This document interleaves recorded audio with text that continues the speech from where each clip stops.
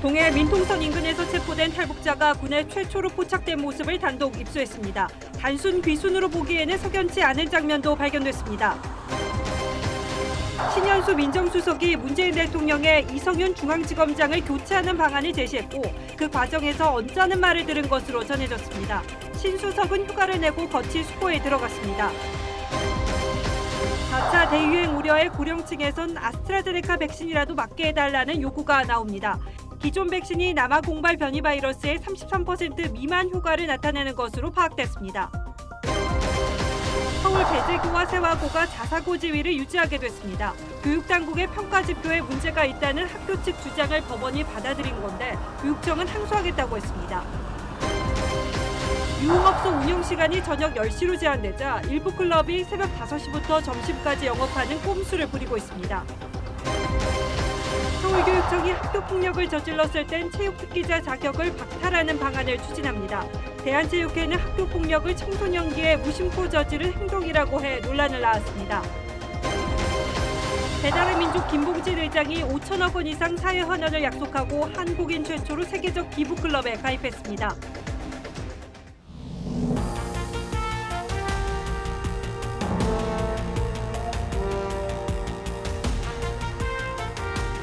안녕하십니까. 뉴스9의 신동욱입니다. 그제 북한 남성 한 명이 바다를 헤엄쳐 귀순해 오는 과정에서 CCTV에 포착됐는데도 우리 군이 3시간 뒤에나 신병을 확보하면서 또다시 경계 실패 비판이 나오는 바 있습니다.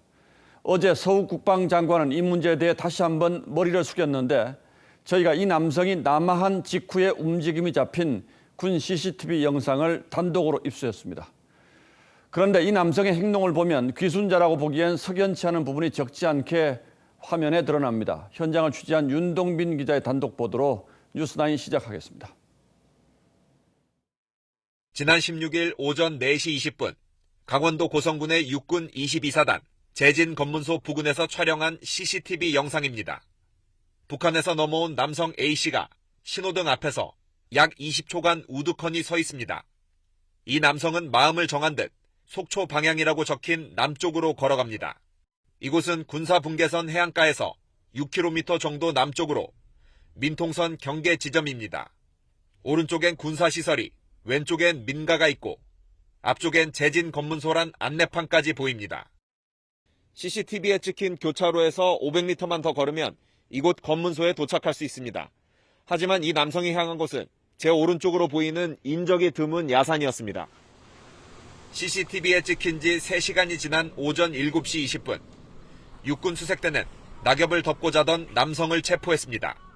군 관계자는 처음부터 귀순 의사가 있었다며 검문소와 민가를 모두 지나치지는 않았을 것이라며 생존 훈련처럼 낙엽을 덮고 잠을 잔 부분도 의아하다고 말했습니다. 현재 A씨의 신병을 넘겨받은 정보당국은 석연치 않은 행적을 조사 중인 것으로 알려졌습니다. TV조선 윤동빈입니다. 이 남성을 단순한 귀순자로 보기에 석연치 않은 부분은 또 있었습니다. 이 북한 남성은 육군 22사단이 관할하는 48개 배수로 중에서 유일하게 차단시설 보수공사를 하지 않은 곳을 통과했습니다. 지난해 7월 탈북자의 재월북 사건이 나자 군은 당시 차단시설을 보완했었는데 하필 이번에 북한 남성이 통과한 문제 배수로에만 지뢰 매설을 이유로 손을 놓고 있었습니다. 그런데 우연인지 아니면 사전에 이런 정보를 알았는지 이번에 남한 그 남성은 바로 이 배수로를 통해 넘어왔습니다. 이어서 구민성 기자의 단독 보도입니다. 작년 7월 탈북자 김모 씨가 월북할 때 이용한 강화도 해안가 철책 배수로입니다. 철조망이 낡고 단단히 설치되지 않아 큰 어려움 없이 통과가 가능했습니다. 당시 배수로 차단 시설이 허술하다는 지적이 나오자 군은 최전방 철책 배수로 보강 공사에 나섰습니다. 더욱더 보완할 수 있도록 그렇게 하겠습니다. 하지만 군의 다짐과 달리 허술한 구멍이 남아 있었고 이번에도 경계 실패로 이어졌습니다. 22사단이 관할하는 고성 해안가 철책엔 총 48개의 배수로가 있는데 A씨가 통과한 배수로는 지뢰 매설 위험 지역이라 군이 유일하게 공사를 하지 않은 곳이었습니다. 22사단 근무자는 지뢰 탐지기와 전문 인력 없이 배수로 공사를 할 수 없었고 적이 지뢰밭으로 오지 않을 것이라 판단해 보강 공사를 하지 않았다고 했습니다. A씨가 넘어온 배수구는 마트에서도 살 수 있는 석쇠 철망 비슷한 차단 시설만 있는 것으로 전해졌습니다. 안타깝게도 유독 오늘 보고드린 그 배수로가 좀 보완이 안 된 것으로 지금 최초 파악을 했습니다. 해당 지역을 전면 통제한 합동검열단은 A씨가 이 배수로를 통과한 경위를 조사하고 있습니다. TV조선 구민성입니다. 자, 그럼 이번에는 청와대 신현수 민정수석 사표 파동 관련 단독 보도 이어가겠습니다. 신현수 수석은 최근 검찰 고위 간부 인사 과정에서 이성윤 서울중앙지검장을 교체하자고 대통령에게 직접 건의한 것으로 알려졌습니다. 구체적인 후임자까지 함께 보고했다고 합니다. 이성윤 지검장을 교체해야 한다는 생각이 그만큼 강했다는 뜻이죠. 하지만 결과는 다 아시는 것처럼 이 지검장의 유임이었고 이 과정에서 신 수석이 언짢은 소리를 들었다는 말이 여권에서 나왔습니다. 결국 이런 여러 상황들이 신 수석이 사표를 낼 수밖에 없도록 만든 것으로 추정됩니다. 최지원 기자의 단독 보도입니다. 검찰 고위 인사 결정 과정에서 배제된 것으로 알려진 신현수 청와대 민정수석이 이성윤 서울중앙지검장을 교체하는 내용의 인사안을 문재인 대통령에게 전달했던 것으로 알려졌습니다. 이 지검장을 그대로 두고는 갈등 수습이 어렵다고 보고 일종의 중재안을 올렸다는 겁니다.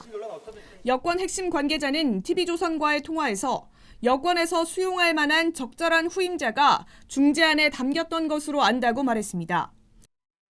다만 중재안이 전달된 시기에 대해 박범계 장관의 재청안이 대통령에게 보고된 직후인지 아니면 검찰과의 논의 과정 중이었는지는 분명하지 않습니다.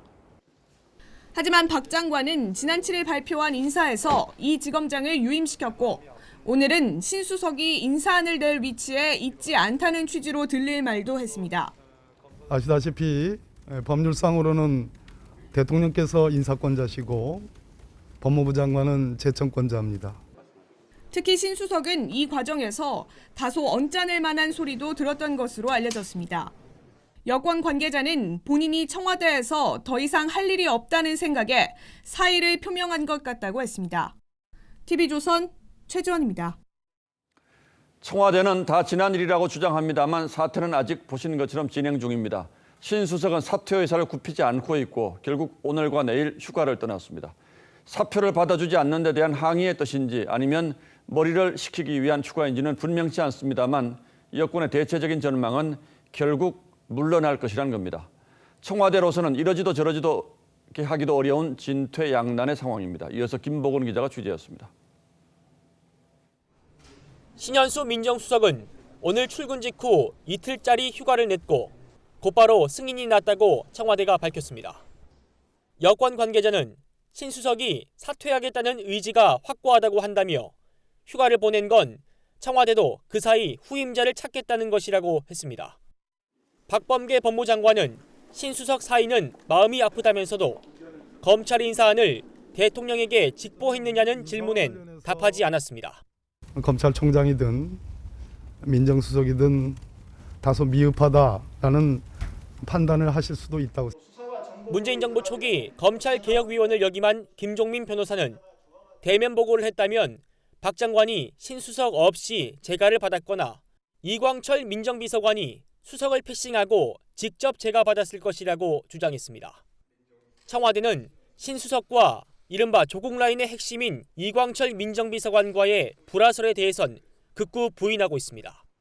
하지만 정권 수사를 무력화하려는 조국 라인과 관계 개선에 초점을 둔 신 수석 간 갈등을 두고 청와대가 법무부와 민정수석의 이견으로 포장한다는 시각도 있습니다. 검찰개혁과 중대범죄수사청 문제에서 소신을 펴려던 신현수 수석이 결국 물러날 가능성이 커지면서 문재인 대통령이 사과하며 약속했던 갈등 봉합도 어려워지게 됐습니다. TV조선 김보건입니다. 신현수 수석은 문재인 정부 네 번째 민정수석입니다. 문 대통령 자신이 민정수석 출신이지만 문재인 정부에서 민정수석이란 자리는 유난히 논란과 잡음이 많았습니다.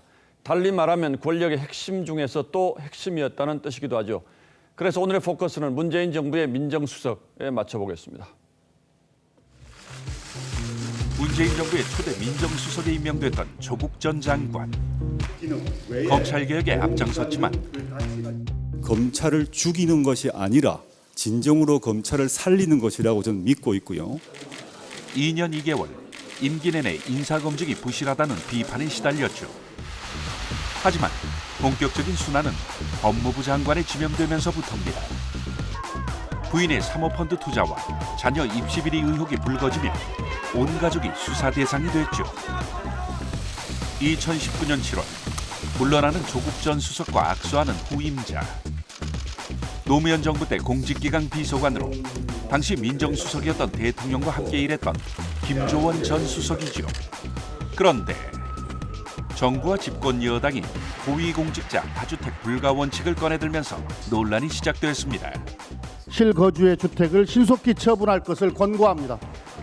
청와대 참모는 주택을 한 채만 보유해야 한다는 국정기조. 하지만 김 수석은 서울 강남 아파트 2채를 고집했죠. 수석 자리에서 물러날 때까지 2채를 유지해 직보다는 집이냐는 비판을 받았습니다. 결국 직이 아닌 집을 지켰습니다. 바통을 이어받은 감사원 출신의 1주택자 김종호 수석. 우리 정부 핵심 과제인 권력기관 개혁을 차질 없이 완수하도록 하겠습니다. 하지만 임명 직후부터 추미애 당시 법무부 장관과 윤석열 검찰총장 간 갈등 국면에서 제 역할을 못했다는 비판을 받았고 넉 달 만에 사표를 냈죠. 이후 임명된 문재인 정부의 첫 검찰 출신 신현수 민정수석. 정부와 검찰 간 갈등을 수습하고 검찰 개혁을 완수할 인물로 주목받았지만 국민들을 염려시키는 그런 갈등은 다시는 없으리라고 기대를 하고 있습니다. 검찰 인사를 놓고 법무부 장관과 충돌하며 임명 2달이 못돼 사의를 표했죠. 각종 논란 속에 계속되는 문재인 정부 민정수석의 순환사가 언제쯤 그칠지. 뉴스9 포커스였습니다. 재보궐선거를 앞두고 불거진 국정원 불법 사찰 논란이 오늘도 정치권을 달궜습니다. 오늘은 정의당 배진교 의원이 이명박 정부 국정원으로부터 사찰당했다는 문건을 공개했습니다. 그러자 김대중 정부 국정원 불법 도청 의혹 사건을 수사했던 국민의힘 박민식 전 의원은 DJ 정부 당시에도 국정원이 1,800명을 도청했다며 반격했습니다. 최원희 기자가 보도합니다. 이명박 정부 시절 인천 남동구청장이었던 정의당 배진교 의원이 정보공개 청구를 통해 받은 국정원 문건입니다. 당시 야권 지자체장 32명이 국익과 지역 발전보다는 이념을 우선시해 제어할 필요가 있다는 내용이 담겼는데 배 의원에 대해선 종북 좌파 인물의 제도권 활동 기반 마련, 지역사회 이념 오염 조장이라고 적었습니다. 광역지자체장이나 기초지자체장에게도 이렇게 사찰이 이루어지고 이념의 칼날을 들이댔는데 힘없는 일반 국민들에게는 어땠겠습니까? 민주당은 불법 사찰 전모가 드러나고 있다며 철저한 규명을 강조했습니다.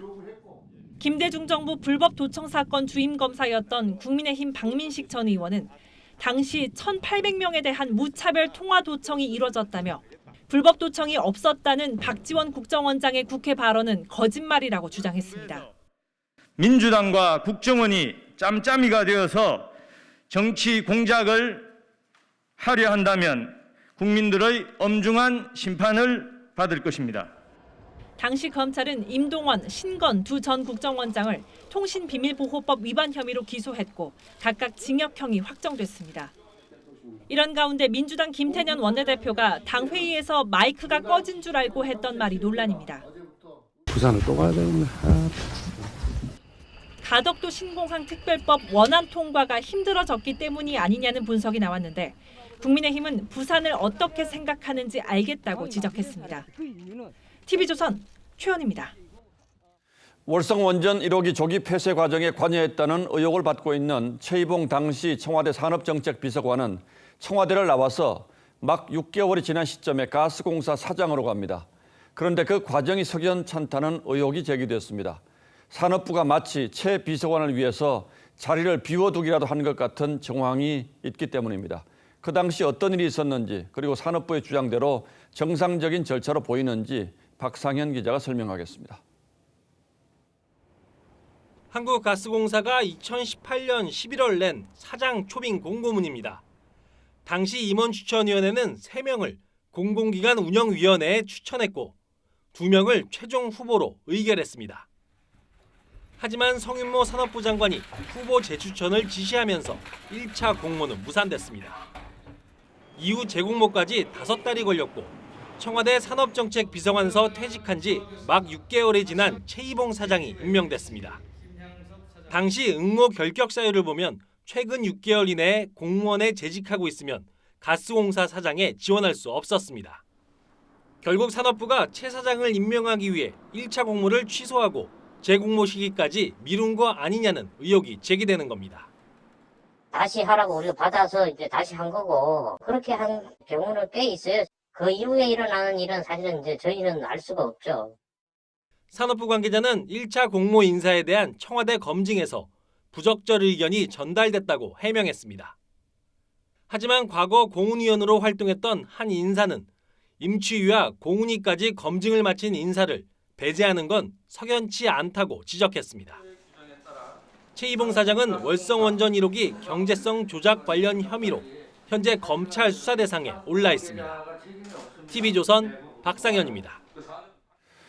행정부뿐 아니라 사법부에서도 납득하기 어려운 일들이 이어지고 있습니다. 김명수 대법원장 거짓말 논란이 가라앉지도 않았는데 이번에는 정권의 민감한 사건을 맡고 있는 서울중앙지법의 일부 재판장들이 임기 원칙에서 벗어나서 또 유임되는 일이 생겼습니다.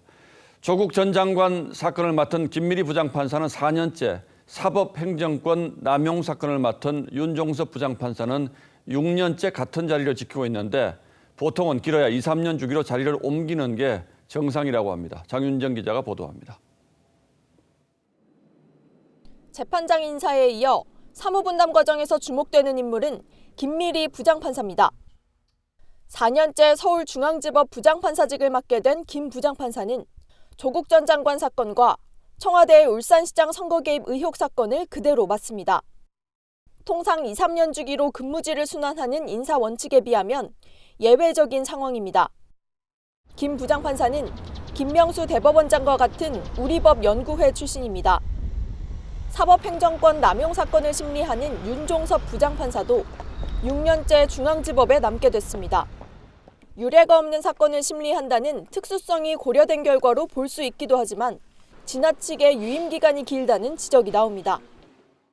한 법조계 인사는 인사권의 자의적 행사를 자제하겠다고 했던 김명수 대법원장이 원칙을 깨고 인사권을 남용하고 있는 것 아니냐고 지적했습니다.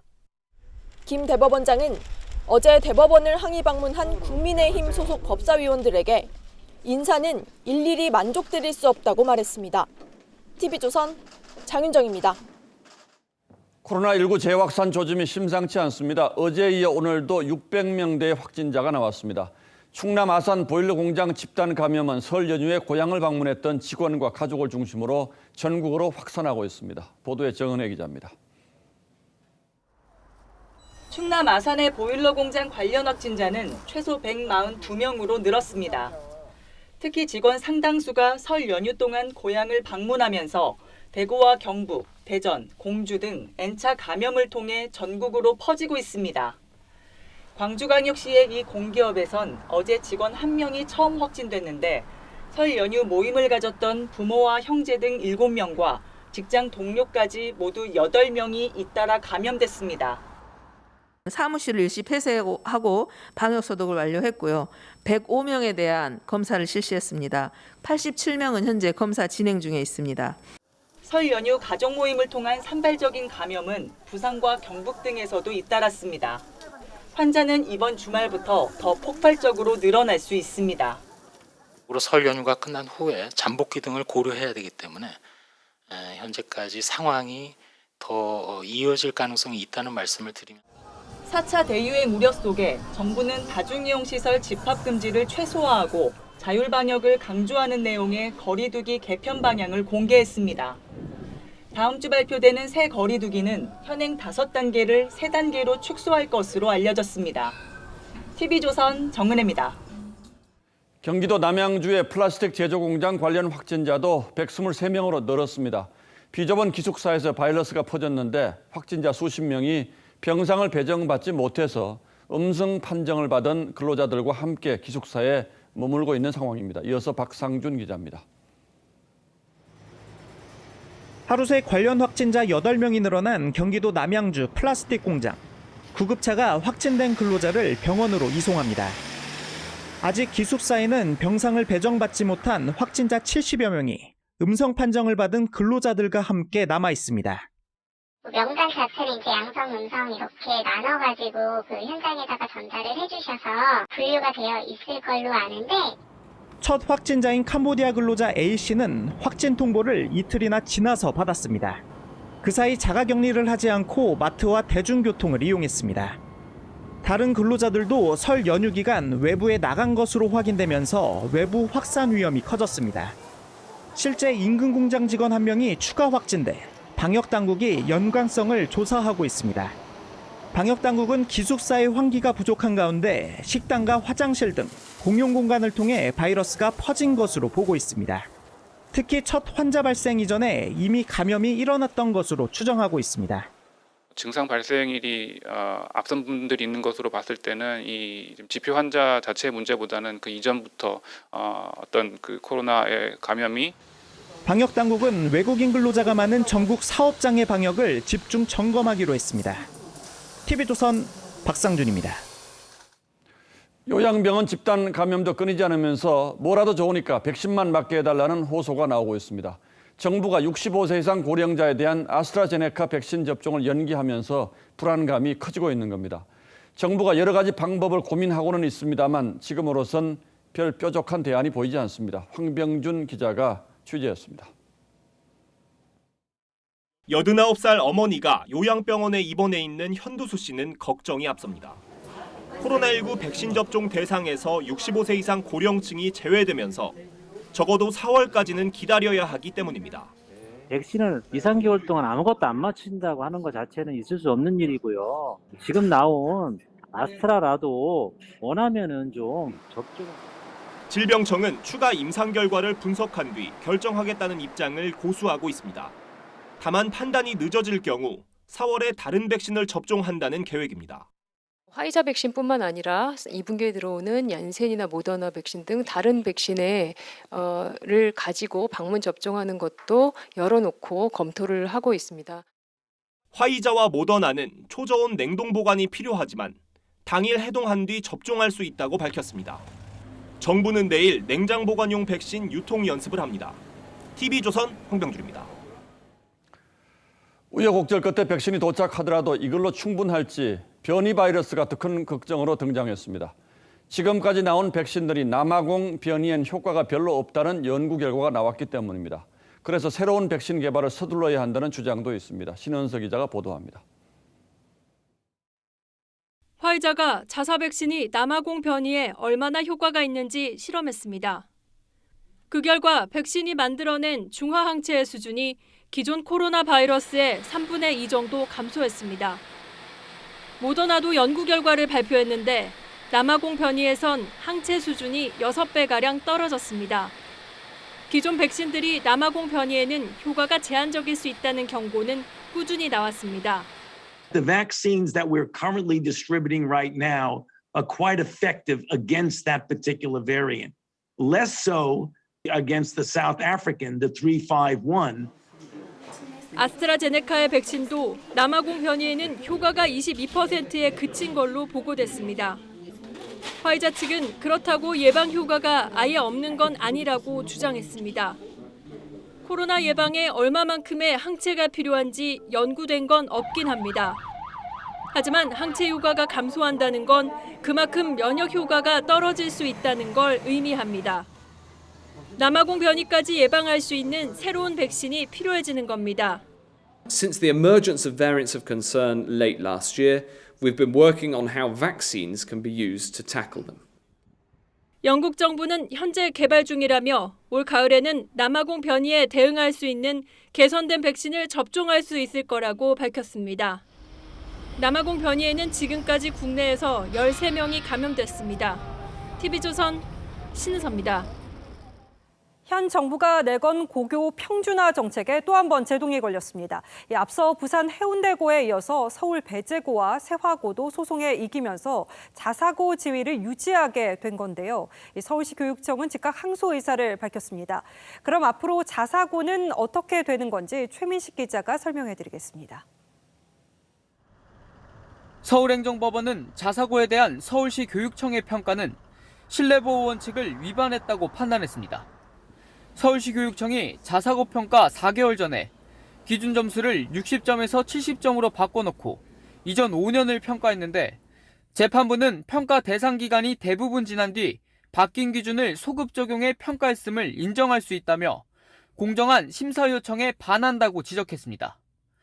서울시 교육청은 2019년 배재고와 세화고 등 서울 지역 8개 학교의 자사고 지정을 취소했고 해당 학교들은 소송을 제기했습니다. 지난해 12월 부산 해운대구가 취소 소송에서 이긴 적이 있지만 서울 지역 자사고에 대한 법원 판결은 이번이 처음입니다. 저희는 자사고로서 다양성 교육, 소홀성 교육을 비롯한 자사고로서 할 수 있는 최고의 교육을 계속해서 펼쳐 나가도록 하겠습니다. 조희영 교육감은 퇴행적 판결이라며 항소하겠다고 밝혔습니다. 공교육을 정상화하고자 하는 교육개혁에 역행하는 판결이라고 생각을 합니다. 오늘 판결에도 자사고 존치 여부는 아직 미지수입니다. 교육부가 교육법 시행령을 고쳐 2025년까지 전국 모든 외국어고와 자사고, 국제고를 일반고로 바꾸기로 했기 때문입니다. 이에 대해 24개 자사고와 국제고는 헌법 소원 심판을 청구했습니다. TV조선 최민식입니다. 네, 앞서 전해드렸듯이 4차 대유행이 거론될 정도로 코로나 상황이 또다시 악화되고 있는데요. 술 마시고 춤추는 클럽이 새벽 5시에 오픈을 해서 점심시간까지 영업을 벌이는가 하면 아예 규제가 덜한 일반 음식점으로 신고해놓고 영업을 이어가고 있는 것으로 드러났습니다. 윤서아 기자가 현장 포착했습니다. 오늘 새벽 5시 서울 강남의 한 클럽. 현란한 조명과 강한 비트의 음악에 따라 젊은이들이 춤을 춥니다. 마스크는 그나마 턱에 걸친 사람이 극소수고 대부분 쓰지 않았습니다.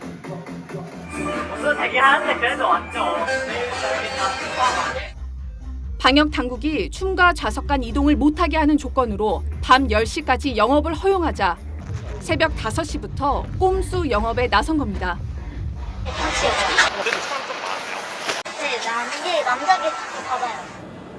변칙 영업에 나선 클럽이 문을 닫는 낮 12시가 되자 클럽 바깥으로 젊은이들이 몰려 나오기 시작합니다.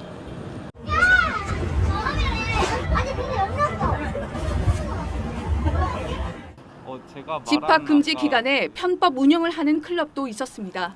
새벽 5시부터 문을 열어 이른바 새벽반으로 불리는 강남의 한 클럽입니다. 술을 마시고 춤을 출 수도 있는데 일반 음식점으로 등록돼 있습니다. 지자체는 새벽 클럽을 예상하지 못했다고 말합니다. 저희가 생각할 때는 클럽이니까는 뭐 저녁 10시에서 큰 이상이 없었다고 생각했는데 점검하기도 좀 어렵더라고요. 클럽의 편법 영업이 기승을 부리면서 방역망에 구멍이 뚫릴 수 있다는 우려도 커지고 있습니다. TV조선 윤서아입니다. 오늘 새벽 지그재그 고개에 운전을 하던 승용차가 건물로 돌진하면서 차에 타고 있던 5명이 숨지거나 크게 다쳤습니다. 부모 차를 끌고 나온 20대가 낸 사고였는데 음주 여부를 조사하고 있습니다. 이승훈 기자입니다. 승용차가 갑자기 인도로 돌진합니다. 사고 충격으로 불꽃이 일고 파편이 튑니다. 뒤따르던 경찰차도 급히 멈춰섭니다. 오늘 새벽 4시 10분쯤 21살 A씨가 몰던 승용차가 인도 경계석을 넘어 가로수를 받았습니다.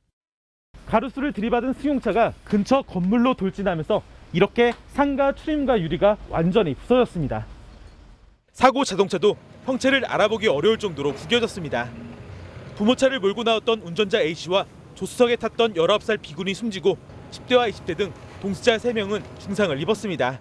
새벽에 와서 차가 받았다. 일체형이 망가져 있으니까 그거 보고는 다들. 경찰은 당시 휘청거리며 달리는 차가 있다는 신고를 받고 출동했습니다. 하지만 A씨 일행은 그대로 달아났고 굽은 내리막길에서 속도를 줄이지 못한 것으로 추정됩니다. 그 지그재그로 오는 거를 발견을 하고 정차 요구를 했는데 밖에 그걸 무시하고 가시다가 그래서 이제 사고가 난 겁니다. 경찰은 숨진 운전자의 혈액과 블랙박스를 분석해 음주운전 여부를 조사하고 있습니다. TV조선 이승훈입니다. 학교 폭력을 저질렀을 땐 체육특기자 자격을 박탈하는 방안을 교육당국이 추진합니다. 그런데 대한체육회는 학교 폭력을 청소년기에 무심코 저지른 행동이라고 해서 논란입니다. 피해자 입장을 고려한 발언인지 의문입니다. 조덕형 기자입니다. 흉기로 협박하고 파이팅 안 했다고 입을 때려 안경이 날아갔다. 배구 선수 이재영 다영 자매로부터 학교 폭력을 당했다는 피해자들의 폭로입니다. 체육계는 이재영 다영 선수의 국가대표 자격을 영구 박탈했습니다. 하지만 또 다른 선수들의 학창 시절 가혹행위에 대한 증언이 이어지면서 파장은 커졌습니다. 이에 서울시 교육청은 가해 정도가 심해 전학이나 퇴학 조치를 받은 학생 선수의 체육 특기자 자격을 박탈하기로 했습니다. 가해자 보호 중심의 어떤 체육계의 어떤 그런 형태들 이런 부분들에 대해서 피해자 최우선 보호의 원칙을 세우자. 교육부와 문화체육관광부도 관련 대책 마련에 나섰습니다. 이런 가운데 대한체육회는 청소년기에 무심코 저지른 행동에 대해 평생 체육계 진입을 막는 것은 가혹한 부분도 일부 있을 수 있다는 내용의 답변서를 국회에 제출했습니다. 이를 두고 숱한 폭력에도 여전히 인식이 아니라고 피해자를 생각하지 않은 처사라는 지적이 잇따랐습니다. 그러자 대한체육회는 강력한 징벌이 우선이고 가해자가 청소년인 점을 감안해 재발 방지와 교화 등의 제도도 필요하다는 취지였다고 해명했습니다. TV조선 조덕현입니다. 네, 어느 정도 짐작이 가능했던 일이기도 합니다만 코로나 확산이 저소득층에 더 가혹했던 것이 객관적 수치로 드러났습니다. 정부의 재난지원금 지급에도 저소득 가구는 근로소득 급감으로 생활이 팍팍했던 반면에 고소득층은 소득을 더 늘린 것으로 나타났습니다. 빈부격차가 또 한 번 더 벌어졌다는 겁니다. 김주영 기자입니다. 고용노동부의 고용센터. 실업급여를 받으려는 사람들로 교육장이 가득 찼습니다. 가정방문 요양보호사로 일하던 A씨도 지난해 말 일자리를 잃었고 당장 생계가 막막합니다. 많이 줄었죠. 인간들이 많이 불안해가지고 오늘은 먹지 말라, 내일은 뭐라 자꾸 이러니까. 소득 하위 20%인 저소득층에서는 근로소득이 13.2% 줄었는데 4분기 기준 2년 만에 최저치입니다. 중간층은 변동이 없었고 소득 최상위층 근로소득은 1.8% 늘었습니다. 고용부진과 불황의 충격을 저소득층이 고스란히 떠안은 겁니다. 자영업자나 중소기업 쪽에서 해고를 많이 하게 되면 저임금 노동자들은 더 어려워지고 반대로 이제 IT나 신기술 쪽은 오히려 더 잘 되니까 사정이 이렇다 보니 빈부격차는 더 벌어졌습니다. 상하위 가구의 소득격차 지표는 1년 전보다 나빠졌습니다. 2분기 연속 악화입니다. 정부의 선별 지원도 소득 양극화를 막는 데는 역부족이었던 셈입니다. 홍남기 경제부총리는 취약계층의 고용소득 어려움이 지속되는 가운데 2분기 연속 분배가 악화된 상황을 엄중히 인식한다고 밝혔습니다. 정부는 공공주도 일자리 확대 등에 나설 방침이지만 미봉책에 그칠 거란 우려가 커지고 있습니다. TV조선 김주영입니다. 대부분 계층에서 소득 자체가 줄고 있다는 것도 문제입니다. 지난해 4분기에는 사업소득 감소폭이 역대 최대치를 기록했습니다. 주로 자영업자가 직격탄을 맞았다는 거죠. 여기에 직장인 월급까지 줄면서 소비는 얼어붙었습니다. 송병철 기자입니다. 서울 대치동에서 식당을 하는 30대 김모 씨. 겨우 배달로 버티지만 매출은 30% 줄었습니다. 코로나 사태 이후로는 저녁 손님이 거의 없습니다. 적을 때는 한 팀 아예 안 올 때도 있고요. 지난해 4분기 사업소득은 5.1% 감소해 역대 최대 폭으로 줄었습니다. 고용 부진까지 겹치며 근로소득도 0.5% 감소했습니다. 근로소득과 사업소득 모두 지난해 2분기부터 동반 감소했는데 3분기째 연속 감소는 이번이 처음입니다. 대면 서비스업을 중심으로 취업자 감소와 자영업 업황 부진이 지속된 영향으로 보입니다. 지갑마저 얼어붙고 있습니다. 소비 지출은 2분기 연속 감소 중입니다. 오락과 문화, 음식과 숙박 관련 소비가 크게 줄었습니다. 소득 감소와 소비 위축의 악순환이 우리 경제에 또 하나의 먹구름을 들이우고 있습니다. TV조선 송병철입니다. 맨주먹으로 출발해 국내 최대 배달앱 기업을 일군 배민 김봉진 창업자가 자신의 재산 절반 이상을 기부하겠다고 발표했습니다. 금액으로는 5천억 원 이상이 될 것으로 보입니다. 이정민 기자의 보도를 보시고 난 다음에 그 의미를 자세히 따져보겠습니다. 글로벌 자선단체 더 기빙 플래지가 공개한 우아한 형제들의 김봉진 의장 부부 사진과 서약서입니다. 김 의장은 100억 기부가 인생 최고의 결정이었다며 재산 절반 이상을 기부하겠다고 밝혔습니다. 워런 버핏, 빌 게이츠, 마크 저커버그, 일론 머스크 뒤를 이어 첫 번째 한국인 기부자가 됐습니다. Adding to the wealth they have now has no real utility to them, but that wealth has incredible utility to other people. It can educate children, it can vaccinate children. 김 의장 재산 5천억 원 이상이 교육 불평등과 문화예술 지원에 쓰이게 됩니다. 가정형편이 그렇게 좋지 않았어요. 그래서 아버지가 예고 가는 건 좀 포기해야겠다. 김범수 카카오 의장의 5조 원대 기부 선언에 이어 자수성가형 기업인들의 기부가 확산되는 추세입니다. 카카오나 네이버 같이 신규로 성장하는 대기업 집단들은 지배구조가 기존의 재벌의 지배구조와 많이 다릅니다. 승계에 초점을 맞추기보다는 새로운 형태의 지배구조. 부의 대물림을 해온 기존 대기업들과 달리 흑수저 IT 사업가들의 통큰 나눔이 새로운 기업 가치로 주목받고 있습니다. TV조선 이정민입니다. 예, 앞서 보신 것처럼 김범수 카카오 창업주에 이어 김봉진 배민 창업주가 과거에 보기 힘든 통큰 기부 결단을 했다는 소식이 전해졌습니다. 이런저런 뒷얘기가 있습니다만 선뜻 이런 큰 돈을 내놓기는 쉽지 않았을 겁니다. 오늘은 우리 사회에서의 기부 그 의미를 따져보겠습니다. 자, 윤슬기 기자. 네. 코로나 때문에 기부도 많이 줄었을 것 같다는 생각이 드는데 실제로 어떻습니까? 그런데 결과는 예상 밖입니다. 경제는 어려워졌는데 지난해 기부금 액수는 사상 최대로 많았습니다. 사회복지공동모금회에 따르면 지난해 총 기부금은 전년보다 2천억 원 가까이 늘어난 8,462억 원입니다. 동시에 각종 기록도 갈아치웠죠. 법인 기부, 개인 기부가 30%씩 증가한 역대 최고치, 익명 기부자들이 낸 돈도 역대 최고 기록이었습니다. 코로나가 가져다준 역설적인 선물인지 이웃을 생각하는 마음이 그 어느 때보다 높죠. 예, 다행이군요. 한편으로는 우리 사회에서 기부에 대한 인식 자체가 변하고 있다는 생각도 드는데 제도가 이 생각의 변화를 쫓아가지 못하고 있다는 지적도 있습니다. 그렇습니다. 대표적인 게 바로 세금 문제죠.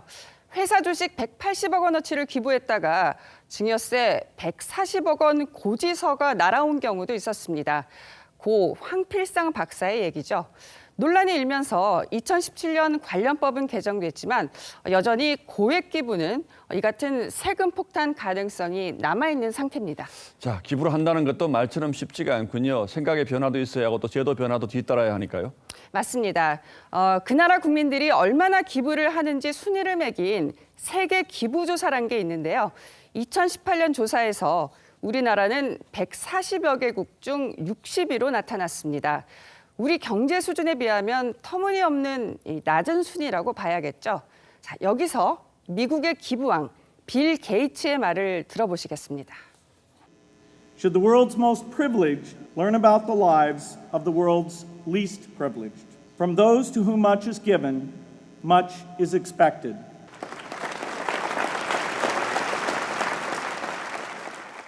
예, 하지만 기부라는 게 꼭 돈 많은 부자들만의 얘기는 아니죠. 지금 윤슬기 기자가 준비한 이 사진 속의 주인공도 바로 그런 사례인가요? 그렇습니다. 연말이 되면 이 얼굴 없는 기부 천사 얘기가 우리 마음을 따뜻하게 하고 실제 이런 사례들도 참 많죠. 강원도 양주군에 사는 이 최복래 할머니인데요. 평생 날품팔이로 생계를 꾸려왔습니다. 하지만 매달 받는 기초생활비 25만 원 가운데 9만 원씩을 꼭꼭 떼어내 700만 원을 모았습니다. 이 전 재산을 지난 2012년 장학금으로 내놓아 감동을 주기도 했죠. 예, 아직도 기업인들이 기부를 한다고 하면 진짜 이유가 뭘까 의심하는 시선들이 있는 게 사실입니다만 이제는 정말 기부는 말 그대로 기부로 순수하게 받아들인다면 기부하는 우리 사회 분위기가 정착될 수 있을 거다 이런 생각도 드는군요. 그렇습니다. 예, 윤슬기 기자 잘 들었습니다.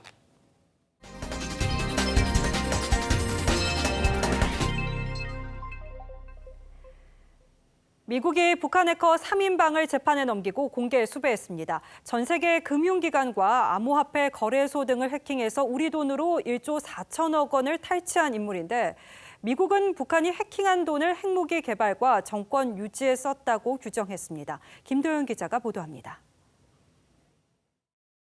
36세 박진혁, 31세 전창혁, 27세 김일. 현지 시각 17일 미국 법무부가 기소 사실과 수배 전단을 공개한 북한 정찰총국 산하 해킹그룹 라자루스와 APT38의 해커들입니다. 이들은 세계 각국의 은행과 기업, 암호화폐 거래소 등을 해킹해 모두 13억 달러, 우리 돈 1조 4천억 원을 갈취한 혐의를 받고 있습니다.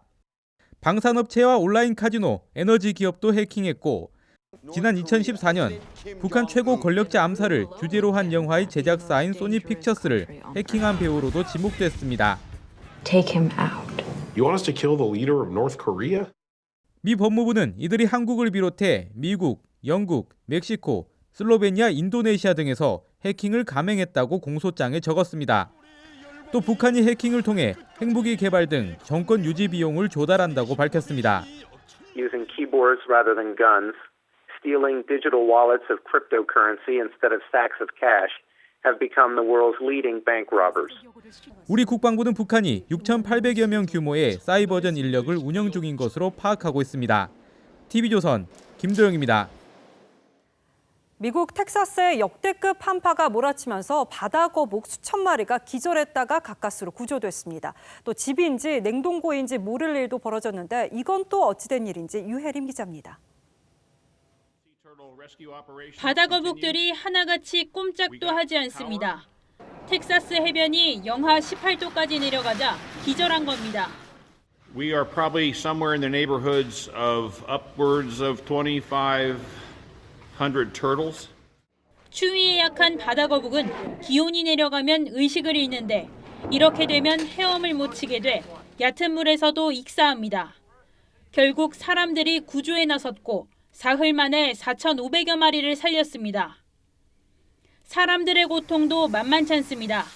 동파된 수도에서 물이 폭포수처럼 쏟아지자 비명을 지릅니다. 동파 사고로 새어나온 물, 천장 선풍기에 고드름을 만들었습니다. 텍사스의 270만 가구가 사흘째 정전입니다. 한파가 계속되면서 고장난 시설들의 복구도 더뎌집니다. 난방이 끊긴 집은 냉동고로 변했습니다. 촛불로 밥을 짓고 자동차 시동을 켜 히터로 집을 데웁니다.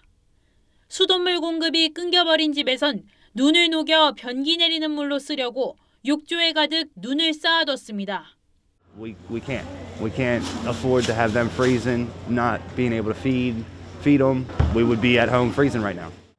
전기 대신 프로판가스로 난방을 하다 일산화탄소 중독으로 4명이 숨지는 등 미국 내 한파로 인한 사망자만 31명입니다. TV조선 유혜림입니다. 네, 영화 미나리가 각종 해외 영화제에서 61관왕이라는 기록을 써내려가고 있죠. 앞으로 골든글러브와 아카데미 시상식에서는 또 어떤 영광의 순간을 만들어낼지 기대가 큰데요. 그래서 미나리에서 모니카를 연기한 배우 한예리 씨의 얘기를 들어봤습니다. 임서인 기자입니다. 아빠는 빅 가든 하나 만들 거야. 가든 이즈 스몰. 아메리칸 드림에 부푼 남편과 달리 낯선 땅에 대한 불안감이 더 큰 아내. 배우 한예리는 이민가정의 엄마 모니카를 연기했습니다. 한국인의 정서가 가장 많이 묻어나는 사람이 모니카이거든요. 아이들을 기르면서 누구와도 만나거나 할 수 없게 좀 더 폐쇄적인 생활을 할 수밖에 없었던. 허허벌판 이동식 주택에 말문이 막히고 한국에서 온 고춧가루를 맛보는 순간 전해지는 섬세한 감정에 한국계 미국인 배우도 극찬을 쏟아냈습니다.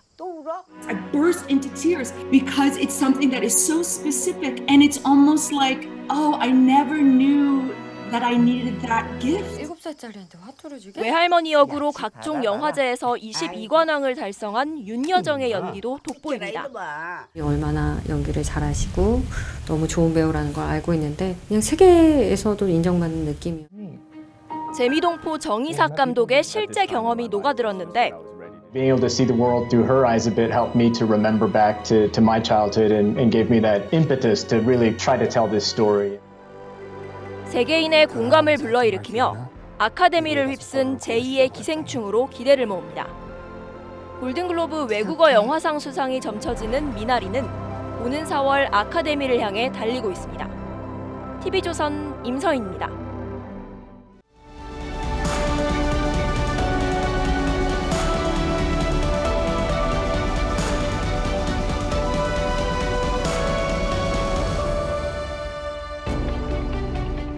(19세기) 말 착공해서 지금도 짓고 있는 스페인 바르셀로나의 사그라다 파밀리아 성당입니다. 위대한 건축가 가우디가 세운 동쪽 정문이 생명의 나무에 날개를 펴고 앉은 이새, 어미 펠리컨이죠. 그런데 펠리컨이 새끼들에게 먹이는 것은 제 가슴살입니다. 먹이가 없어서 가슴을 뜯어 먹이는 겁니다. 새끼가 병에 걸리면 제 핏줄을 터뜨려 그 피를 새끼 입에 넣어준다는 얘기도 전해옵니다. 그래서 중세 이래 유럽에서는 펠리컨을 모성애의 상징으로 여깁니다.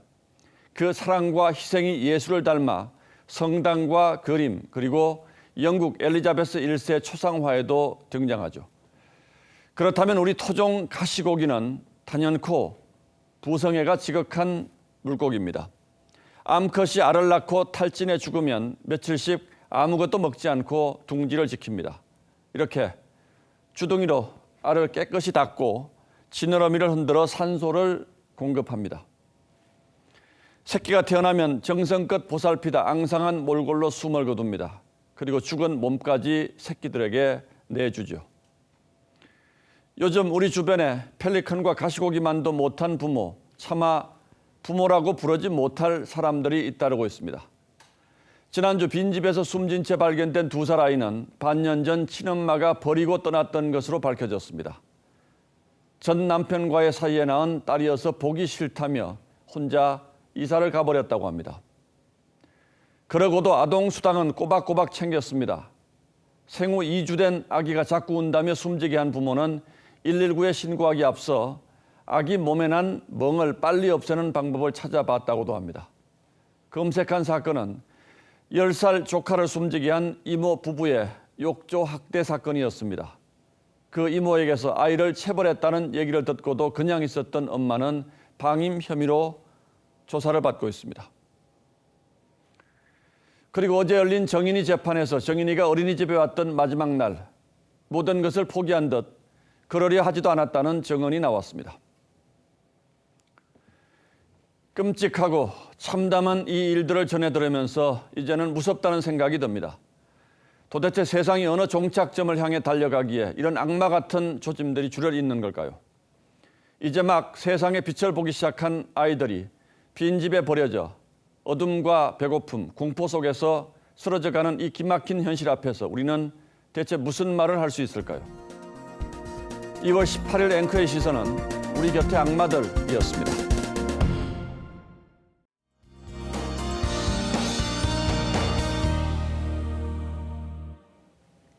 막바지 한파 견디느라 고생 많으셨습니다.